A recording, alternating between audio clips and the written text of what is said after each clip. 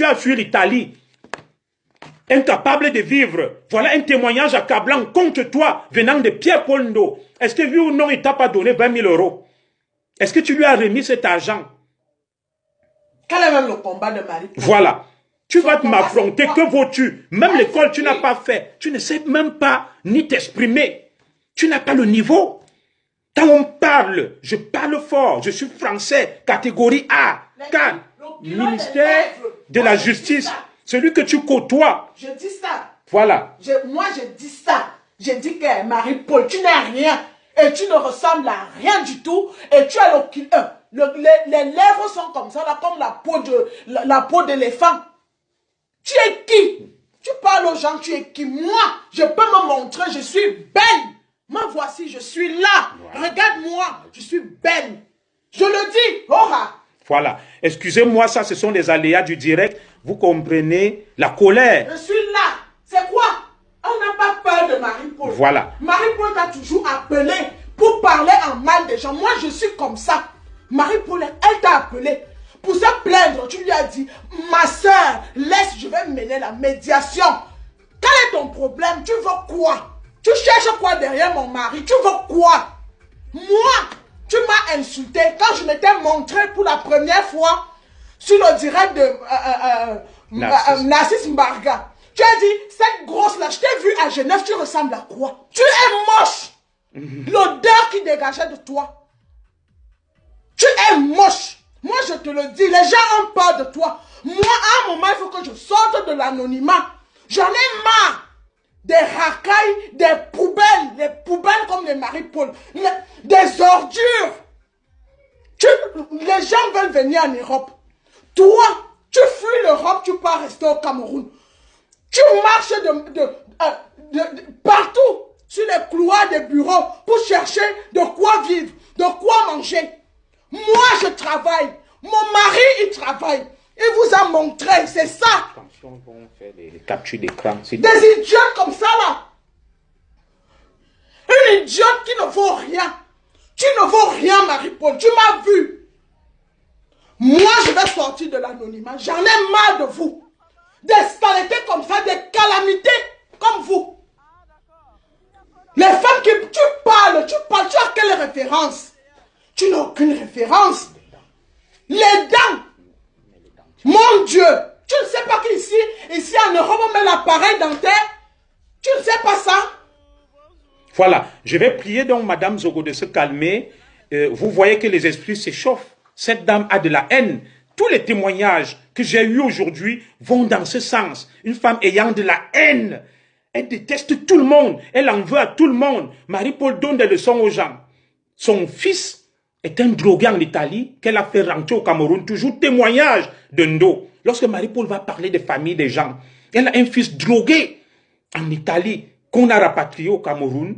Pierre-Paul Ndo l'a aidé à renvoyer cet enfant au Cameroun. Vous comprenez la colère même d'une femme qui est toujours une taiseuse, qui ne parle pas. Parce que tout le monde a peur de Marie-Paul, sauf Zogo. Elle dit, le direct, ça sera dévastateur. Elle a cherché. Et moi, je suis prêt. Marie-Paul, que vas-tu me dire? Tu n'as pas fait l'école. Moi, j'ai un master en droit.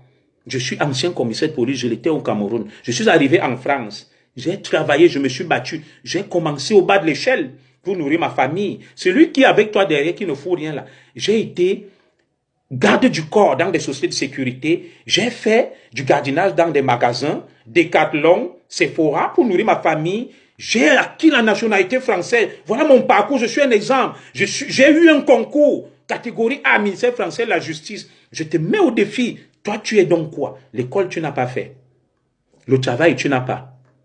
Mais tu engueules tout le monde, tu insultes tout le monde. On appelle ça la gueule du fou. Seul un fou peut le faire. Que vas-tu me dire? Je ne t'ai jamais rien demandé. On ne s'est jamais vu si ce n'est à Genève. La première personne qui m'a abordé, c'était toi en inbox. Je t'ai jamais abordé. Voilà, tu abordes tout le monde. Voilà, tu m'as abordé. On a eu un conflit. Et tu es revenu à la charge pour qu'on fasse la paix. J'ai accepté. Et maintenant, tu reviens pour qu'on fasse la guerre. Voilà. Donc, vous avez compris la colère de mon épouse. Qui met, s'il te plaît, je m'excuse auprès de nos followers et de tous ceux qui nous suivent. Mais vous comprenez que la tension a son comble. voilà, avec des gens qui se font passer pour ce qui ne sont pas, voilà. Madame a plus de rage, bien sûr, vous voyez les femmes, elle a de la rage, vous avez compris, mais par respect pour le peuple camerounais, pour nos institutions, parce que beaucoup de gens nous suivent, il était quand même de bon ton qu'elle fasse ce coup de gueule, parce que tu ne peux pas insulter tout le monde, alors que quand tu te regardes dans un miroir, tu es un cauchemar et une calamité. Marie-Paul a appelé. J'ai eu Marie-Paul au téléphone. Oui. J'ai dit, non, il faut vous, comme vous voulez la médiation, mon mari, il va appeler Guylaine, il va appeler. On a parlé. Elle a même parlé même de tout le monde, de machin. J'ai dit, oui, il va faire la médiation. Mais à un moment que les gens arrêtent, tu n'as rien fait à Marie-Paul. Que Marie-Paul vienne avec les preuves où tu l'as inculpé. Voilà, je vais prier donc madame de me laisser continuer. Oui, merci Chloé Vénus. Voilà, je vais prier madame de me laisser continuer, c'est direct. Comme vous le dites, mon épouse fait un témoignage. Tout simplement parce que j'ai essayé de ramener la sérénité, le calme et la paix au sein des patriotes. J'ai toujours appelé Marie-Paul Paul, on a échangé, je lui ai dit ma sœur, je suis avec tout le monde, je suis même passé dans des directs de tous les patriotes. Mais malgré ça, elle m'en veut toujours, on crève l'abcès aujourd'hui. Voilà, elle estime qu'elle est le tsunami, moi je suis 10 fois ce qu'elle est. Voilà, elle connaît mon parcours d'activiste. Voilà, je suis l'un des pères fondateurs de la BAS et j'ai renoncé. Au sein de la BAS, on me connaît. C'est moi qui ai conçu toutes ces idéologies, mais quand je me suis rendu compte que c'était du n'importe quoi, j'ai pris mes distances. Toi, tu es le tsunami. Tu sais ce que moi je suis? Moi, je suis la foudre. Moi, je suis la foudre. Je foudroie tout le monde. Voilà. Comme tout le monde a peur de toi, moi, je suis en face. Parce que les uns et les autres reculent que Marie-Paul, t'es qui? L'école, tu n'as pas fait. Tu ne payes pas de mine. Tu es une vestale au fait éteint. En bon français. Tu sais, c'est un nouveau mot, je t'apprends ça. Tu es une vestale au fait éteint, mais tu t'adresses à une sommité comme moi. T'as qui dans ta famille? Voilà ton fils qu'on a rapatrié au Cameroun, drogué, tu n'en parles pas. Les miens sont là. Mon fils est né, il va faire le bac, il a 17 ans, il joue, il est dans une académie de foot. Bientôt, il va porter les couleurs, soit du Cameroun ou de la France, il voudra. Celle qui suit est allée à l'école nationale d'athlétisme. Elle va courir pour les prochains Jeux olympiques, soit pour le Cameroun, ou pour la France. L'autre, elle pratique la musique. La musique, je paye. Elle est une grande danseuse de la musique classique. Voilà, mes enfants sont bien encadrés. Je suis un bon père, je vis chez moi. Mais où sont les tiens? En divagation. Tu as une fille au Cameroun, tu n'oses même pas parler d'elle. Tu n'oses même pas parler d'elle. Ton fils, Paul Ndo, t'a aidé à le rapatrier au Cameroun, drogué, vivant, squattant, errant partout. Paul Ndo a dit non, un Camerounais, on ne le laisse pas comme ça. On l'a renvoyé au Cameroun, il a 18 ans. Quelle honte! Quelle honte! Quelle honte! Ta fille, elle est dans la misère, tu es déjà grand-mère. Et tu as une autre enfant ici qui est âgée de 35 ans. Tu ne parles pas de ça aux Camerounais. Tu ne parles pas de ça aux Camerounais. Toi qui t'estimes plus jeune que Malady Guylaine Chapuis, tu as fait donc cet enfant, tu avais 5 ans. Bon, je vais continuer. Marie-Paul Paul.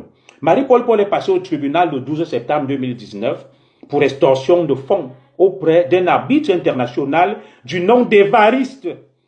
Du nom d'Évariste Menkwande. Voilà, je n'en dirai pas plus. Elle est passée le 12 septembre. On a voulu la mettre sous mandat de dépôt. Elle a payé une caution. Elle s'est fait payer une caution. Et maintenant, elle comparaît libre.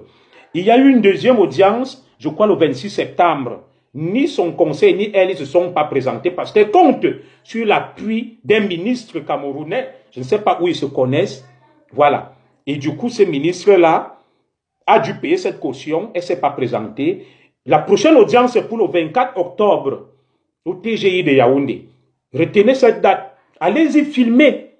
Voilà Marie-Paul qui monte des projets, qui est patriote, le patriotisme de Pakoti, Paul Biya, Ayoub Ayoub, des analphabètes, des vieilles rombières, des gens qui ont gâché leur vie, qui faisaient la prostitution en Italie, marchant avec des dealers et tout, qui racontent n'importe quoi. Marie-Paul Paul, quelqu'un t'a dit que toi tu oses t'attaquer au commissaire Zogo, tu vas voir, c'est la foudre. C'est la foudre. L'école, tu n'as pas fait. Tu ne payes pas de mine. Tu ne ressembles même pas à une femme. Voilà. Mais toi, tu parles des gens. Tu as vu un peu là. mon épouse. Regarde-toi quand tu parles des gens. Est-ce que tu t'es déjà regardé? Voilà. C'est toi qui appâtes tout le monde. Je ne vais pas parler de ce que tu fais au sein des patriotes. Voilà. Et je vais continuer sur toi en parlant même de ce lion indomptable qui allait te coucher sur un canapé à Sergi chez mon neveu Ngono Aristide Raoul, qui va prendre la relève de ce direct. Sur son canapé, pendant 2 semaines, il te couchait là. Puisque la maison de mon neveu Ngono Aristide Raoul n'a qu'une chambre, tu as passé 2 semaines là, dormant sur le canapé, te faisant tripoter par un ancien lion indomptable, qui est notre neveu aussi. À Sergi, tu te souviens, chez Ngono Aristide Raoul, où tu allais garer l'Infinity rouge que tu as volé en Italie. Je vais aborder ce dossier-là, de Marie-Paul voleuse de voitures. Voilà, quand elle dit aux gens qu'elle va vendre les voitures, c'est une voleuse. Elle est à la tête d'un gang. Monsieur le ministre qui soutient Marie-Paul, monsieur le président Biya, elle a une Infinity garée ici, rouge, volée en Allemagne, qu'elle ne peut pas renvoyer au Cameroun. Donc, je vous parle donc de ce procès qu'elle a eu. Elle a pris 9 millions à ce journaliste international qui a dirigé la dernière CAN. Tout l'argent que le malheureux a ramené de la CAN, Marie-Paul a raflé. Elle va lui écrire en inbox internet, tu es très beau. Tu es très beau, je t'aime, monsieur, tu es très beau, c'est monté, c'est descendu, je vends les voitures. Le gars est tombé dans le panneau. Comme elle a le remède dans la bouche, 9 millions dans l'eau. Dans l'eau. Et c'est pour ça que Marie-Paul est en justice. Et c'est pour ça qu'elle monte des projets. Parce qu'elle est acculée jusqu'au cou. Il faut qu'elle rembourse cette dette. Marie-Paul, on se connaît. On s'est déjà insulté. Tu sais que moi, j'ai le même caractère que toi. Je ne recule devant rien. Je ne peux pas avoir fustigé et dénoncé mes ex-camarades de la base. Et j'arrive au sein des patriotes. Ce qui est pire, je m'en accommode. C'est mal me connaître. Tu es qui? Tu es qui pour moi? Quelqu'un qui n'a pas fait l'école, une illettrée. Tu n'as pas de boulot, tu es une paresseuse, tu es une arnaqueuse, une escroc, doublée d'une dévergondée. Que vas-tu dire me concernant? Nous ne nous connaissons pas. C'est la fibre patriotique. Tu as voulu t'accrocher sur moi. Chaque jour, tu as mon nom. Les premières vidéos, tu m'encenses. Maintenant, tu as de la haine parce que j'ai choisi de travailler avec une grande dame, Guylaine Chapuis, avec Ahmed Kamer, VP de Londres.